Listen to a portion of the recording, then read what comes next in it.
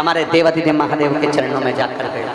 दुख आया है, शंकर के मंदिर में एक लोटा जल लेकर पहुंच जाओ। किसी के पास कहाँ जाओगे, किससे कहोगे, किसके आगे जाके दुखड़ा रोगे, किससे विनय करोगे? शंकर की शरण में जाकर उसके चरणों में बैठ जाओ, उसके चरणों में। और शिव जी के मंदिर की सेवा करना प्रारंभ करो।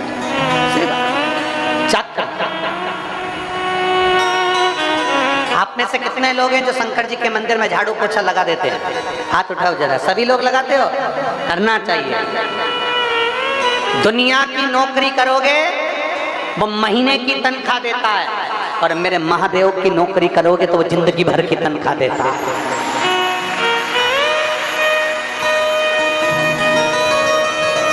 जिंदगी भर की तनख्वाह मेरा देवादिदेव महादेव प्रदान करता है, केवल महीने की नहीं, जिंदगी भर। आप आश्रित हो उस पर। हम सब कहीं ना कहीं किसी न किसी रूप में हम इधर उधर भटक रहे हैं। हम भटकना छोड़कर भगवान की शरणागति ग्रहण करें। असुरों ने भगवान का चेहरा देखा था और देवताओं ने भगवान के चरण देखे थे। कभी भी मंदिर, शिवालय, देवालय जाइए, भगवान के चरण देखना प्रारंभ कर दिए। हमारे पुष्टि मार्ग में 5 दर्शन की मूलता है। हम आटोयाम के दर्शन नहीं बोल रहे, हम पंच दर्शन की बात कर रहे हैं। हमारे पुष्टि मार्ग में आटोयाम के दर्शन तो होते हैं, पर हमारे पुष्टि मार्ग में 5 दर्शन की मूलता होती है। सबसे पहला दर्शन भगवान के चरणारविंद। दूसरा दर्शन भगवान के नाभि कोश, जो कि मंगला में होता है, नाभि का दर्शन। तीसरा दर्शन भगवान के वक्षस्थल का। चौथा दर्शन भगवान के नेत्रों का। और 5वां दर्शन भगवान की, श्रीनाथ जी की जो आड़ी टेढ़ी चोटी नीचे की ओर आती है, शिखा जो मेरे श्री जी बाबा की, मेरे गोवर्धन नाथ जी की, मेरे ठाकुर जी की शिखा जो नीचे आती है, उसका दर्शन। 5 दर्शन। पहला चरणारविंद का। भगवान के चरणों का दर्शन करते हुए मन से कहिए कि बाबा मैं आपके चरणों में रहना चाहती हूँ। नाभि का दर्शन करते हुए कहिए बाबा आपकी नाभि इतनी गहरी है कि आपने ब्रह्मा जी को कमल के पुष्प के ऊपर प्रकट कर दिया, अपनी नाभि से बाहर निकाल दिया। जैसे नाभि गहरी है वैसे ये भव सागर गहरा है, इससे हमको बाहर निकाल दो। तीसरा दर्शन वक्षस्थल का, हृदय। भगवान के हृदय का दर्शन, छाती का दर्शन, वक्षस्थल का दर्शन करो तो भगवान से प्रार्थना करो, हे भगवान आपके हृदय में हमें निवास दें, अपने हृदय। क्योंकि ये मेरी जितनी जीजियां बैठी हैं, आम का अचार डालें, नींबू का अचार डालें, बोलो तो मेरी जीजियां सही है? स्टील के बर्तन में अचार नहीं रखती, पीतल के बर्तन में अचार नहीं रखती, लोहे के बर्तन में अचार नहीं रखती, तांबा कांसे के बर्तन में अचार नहीं रखती। मेरी बहनें चीनी कांच की बरनी में अचार को रखती हैं, क्योंकि इनको मालूम है कांच की बरनी में अचार सुरक्षित रहेगा, चीनी की बरनी में अचार सुरक्षित रहेगा। तो भगवान से कहना, भगवान तुम्हारे हृदय से सुंदर कोई बरनी नहीं है, मेरे जैसे अचार की फांक को अपने दिल में रख।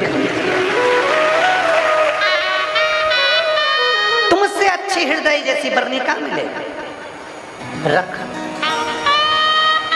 और भगवान अपने हृदय में आपको रख लेते हैं। जब जरूरत पड़ती है विदिशा वालों को, तब अचार की फांक निकाल के दे देते हैं। जैसे ये 7 दिन के लिए अचार की फांक मिली, ये 7 दिन के लिए अचार की फांक मिली थी शिवपुराण।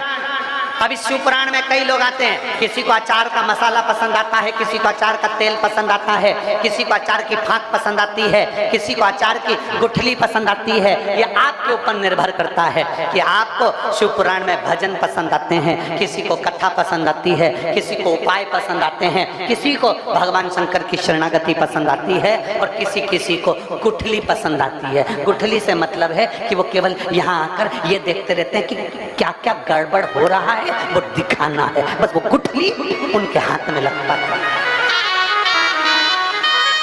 अरे अचार की बरनी खुली है, तेल चाट लो, मसाला चाट लो, भाप चाट लो, बन सके तो उसका सुगंध ले लो, उसको खा लो।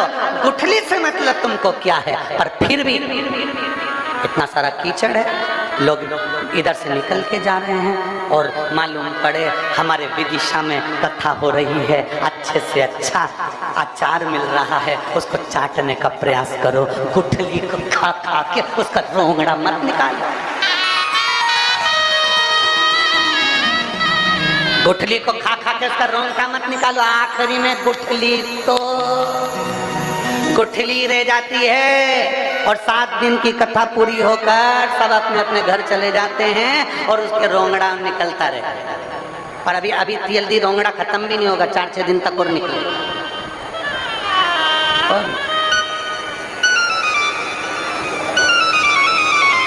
भगवान से कहो, प्रथम दर्शन चरण का, दूसरा दर्शन नाभि का, तीसरा दर्शन हृदय का, चौथा दर्शन भगवान की निगाह का।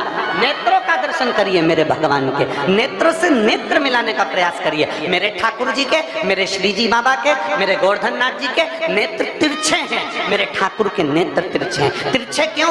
क्योंकि जब बाल्टी कुएं में गिर जाती है तो उसको निकालने के लिए जो एंगल डाले जाते हैं वो टेढ़े होते हैं, टेढ़े टेढ़े एंगल डाले जाते हैं, टेढ़े टेढ़े सरिये डाले जाते हैं। टेढ़े टेढ़े सरिये जब नीचे जाते हैं तो कुएं में से बाल्टी निकाल कर ले आते हैं। उसी तरह ये भव सागर गहरा है, हम जब भगवान के नैनों का दर्शन करते हैं तो उसमें अटक जाते हैं तो भव से पार हो जाते हैं। ये चौथा दिखा मेरे श्री जी बाबा की चोटी का दर्शन करना, ऊपर से नीचे, नीचे से ऊपर, ऊपर से नीचे, ऐसी लहर खाती खाती आखिरी में नीचे जाती है। मेरे ठाकुर जी की शिखा कहती है उन्नति की सीढ़ी पर कितने भी चढ़ जाओ पर मेरे चरण को मत भूल जाना, मेरे चरणों में हमेशा पड़े रहना, इसलिए चोटी नीचे जाती है। चरण पर ध्यान देना, मुखाग्रविंद पर ध्यान नहीं, चरणों पर दीजिए। किसी पर नारी को अगर देख भी रहे हो तो उसका चेहरा नहीं, उसके चरण देख। चरण मेरे लक्ष्मण जी से पूछा गया था क्या ये तुम्हारी भाभी के जेवर हैं? सुनिए रामचरितमानस, अरे बोलो तो जम के सुनिए सबने। तुम्हारी भाभी के जेवर हैं, आभूषण हैं, इन आभूषण को तुम पहचानते हो लक्ष्मण? लक्ष्मण जी कहते हैं मुझे नहीं मालूम कि भाभी गले में क्या पहनती थी, मुझे नहीं मालूम कि भाभी सिर पर क्या पहनती थी, मुझे नहीं मालूम कि मेरी भाभी माँ अपने हाथों में क्या पहनती थी, मुझे नहीं मालूम कि मेरी भाभी माँ तगड़ी कमर में क्या पहनती थी। मेरी भाभी माँ के तो केवल पाँव के नूपुर और उनकी बिछुड़ी को मैं पहचानता हूँ, क्योंकि मैंने कभी उनका मुख का दर्शन नहीं करा, उनके चरण का दर्शन। ये है हमारा सनातन धर्म, ये है हमारा हिंदू धर्म।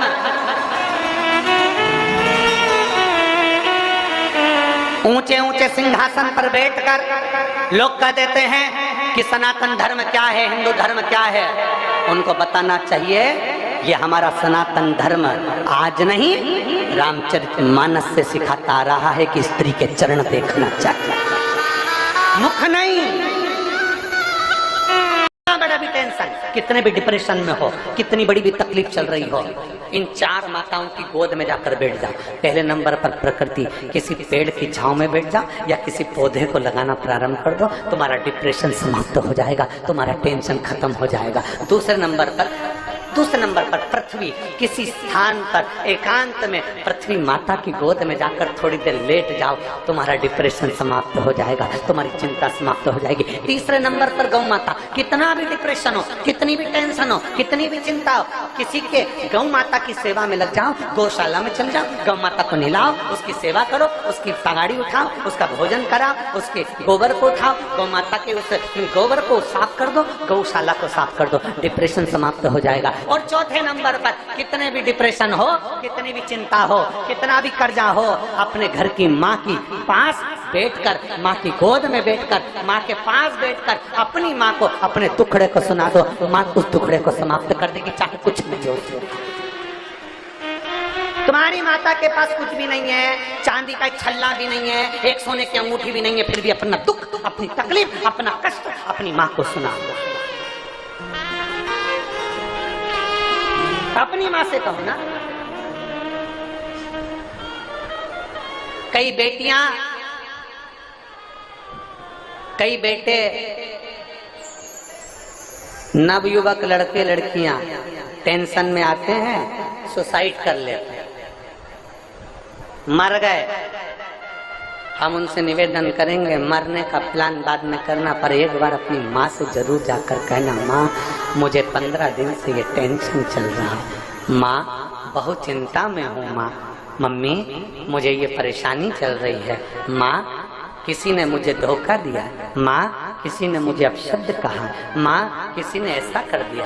अपनी माँ को जरूर बताओ, क्योंकि माँ केवल माँ नहीं है, उसके संबोधन में 33 कोटि देवी देवताओं का पुण्य समाया हुआ है।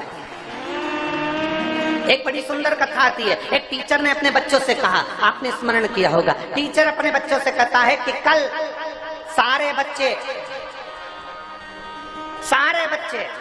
स्वर्ग की मिट्टी लेकर आना।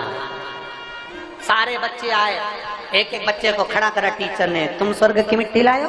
नहीं। तुम स्वर्ग की मिट्टी लायो? नहीं। तुम स्वर्ग की मिट्टी लायो? नहीं। एक छोटा सा बच्चा खड़ा हो गया, खड़े होकर बोला, टीचर ये लो मैं स्वर्ग की मिट्टी लाया हूँ। टीचर ने पूछा, ये कहाँ की मिट्टी? तू क्या स्वर्ग गया था मिट्टी लेने के लिए? तू बैकुंठ गया था मिट्टी लेने के लिए? बच्चा कहता है, नहीं, ये मेरी माँ के चरण की मिट्टी है और माँ के चरण में स्वर्ग होता है। ये मेरी माँ के चरण की मिट्टी है, उसमें स्वर्ग होता है, इसलिए मैं इस मिट्टी को लेकर आया हूँ, इस भूमि की इस परम मिट्टी को लेकर आया हूँ। स्वामी विवेकानंद जब विदेश जाते थे तब भारत माँ की मिट्टी को अपने हाथ में लेकर जाते थे। मेरे राम जी अवध से 14 वर्ष के लिए वनवास गए तो अवध की मिट्टी को साथ लेकर गए। मेरे कृष्ण कन्हैया जब ब्रज की रज को छोड़ द्वारका जाते हैं तो ब्रज की मिट्टी को अपने साथ लेकर जाते हैं। ये भारत माता की मिट्टी है, यह कोई साधारण नहीं है। यहाँ स्वामी विवेकानंद, रामकृष्ण परमहंस, चैतन्य महाप्रभु, जगत गुरु शंकराचार्य, एकनाथ जैसे संत, नामदेव, तुकाराम जैसे संत इस भूमि पर जन्म लेते हैं। ये वो साधारण भूमि नहीं जिस भूमि पर 12 ज्योतिर्लिंग और 4 धाम विराजमान है। ये वो भारत की भूमि है। ये भूमि चंदन से कम नहीं है, जिसको हम माता कहते हैं, मातृभूमि कहते हैं। उसको समझिए,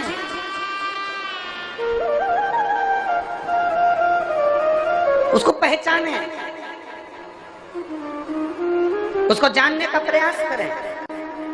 अब लोग कहते हैं, गुरुजी आप अपनी कथा में ये प्रकृति की बात लेकर आते हो, आप आपकी कथा में गौ माता की बात लेकर आते हो, आप अपनी कथा में पृथ्वी की बात लेकर आते हो, माताओं की बात लेकर आते हो, क्योंकि मेरे पूरी शिव महापुराण में प्रकृति की चर्चा है, मेरी पूरी शिव महापुराण में बेलपत्र के वृक्ष की चर्चा है, मेरी पूरी शिव महापुराण में नंदी और गौ माता की चर्चा है। भगवान शंकर एक अवतार गौ माता के उदर से भी लेते हैं, नंदीश्वर बनकर पैदा होते हैं।